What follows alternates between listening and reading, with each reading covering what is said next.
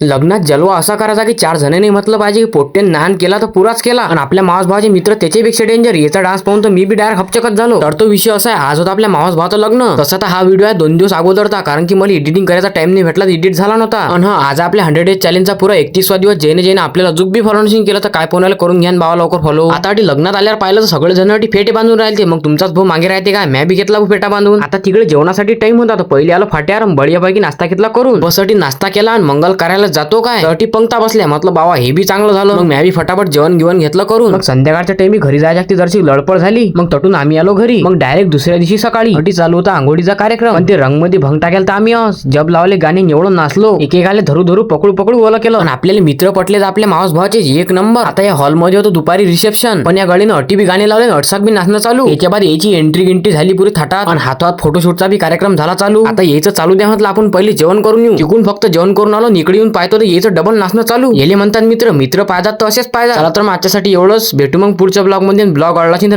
नक्की फॉलो करा बरं.